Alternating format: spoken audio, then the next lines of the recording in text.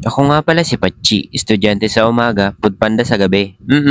At dahil nga walang pasok ngayon si Patchi, ay magpapabebe muna ako dito sa kapatid ko. Tagal ko na kasi hindi nakaramdam ng inaalagaan, kaya talagang pumunta pa talaga ako dito para maalagaan lang. Malapit na nga pala ang bakasyon ni Patchi, pero talagang kahit yung mga bayarin ay hindi pa rin malisan. Syempre naglalaan din naman ako ng oras ko ng pahinga. Kapag gusto kong magpahinga ay dito ko pumupunta sa kapatid ko. Dati ko nga din palang kasama to sa boarding house. Kaso lumipat siya kasi hindi ko daw siya inaalagaan. Saka pinapabayaan ko daw siya. Lumipat siya dito lang, kapuro ko lang talaga. Ang galing 'di ba? Kapag nga kinakapos ako ng financial ay dito ako malapit kay ate. Ito yung panganay sa aming magkakapatid. Parehas naming ayaw sa bahay. Dati hindi kami magkasundo. Siya kasi yung tinuturing na paboritong anak ng pamilya namin. Tapos ako naman yung hindi pansinin. Kaya hindi kami close dati. Siguro dahil sa ingit. Pero ngayon tinan mo naman kung gaano kami ka-close. Bukod nga sa close na kami, inalagaan pa ako niya. Dito ako bumibilib sa kapatid ko na to. Kapag kasi gusto niya, lagi siya naghahanap ng paraan. Lagi siya naghahanap ng paraan para kumita. Nabanggit niya nga sa akin na napapagod na din daw siya mag-empleyado. Kaya ang ginagawa niya para mabuhay dito sa mundo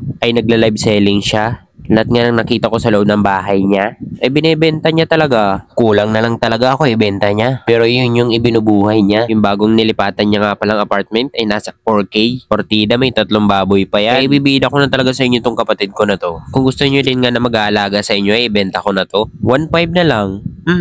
Biro lang. Napapansin ko kapag magkasama kami dalawa ay pumuputi talaga siya. O di kaya sadyang maitim lang talaga ako. Hindi ko kasi tanggapin talagang maitim ako. Ang pangit kaya ng katotohanan. Yung sinasabihan kanyang mahal kanya pero hindi naman. Biro lang. Kapag lumalabas naman kami, madalas kami sabihan na magkamukha kami. Para daw kasi kami binayak na santol. Kung binayak kami santol, anong nangyari sa akin? Kopi santol?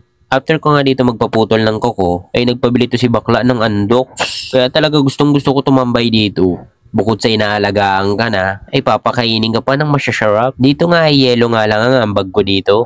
Ito kasi talaga yung mga panahon na walang-wala ako. Minsan naubusan din naman ako ng ipon dahil sa dami ng bayarin ko. Pero buti na lang may nasasandalan ako. Itong kapatid ko na to, tumutulong siya nang walang hinihinging kapalit. Kaya grabe talaga yung swerte ko dito sa kapatid ko na to. Buti na lang talaga hindi pa nakakaisip mag-asawa to. Hindi na talaga makakaisip mag-asawa to kasi alam niya kung gaano kahirap yung buhay. Kapag nag-asawa to ay mamimiss ko yung gantong banding namin. Yung sabay kami kumain. Sabay kami kumain pero siya laging taya.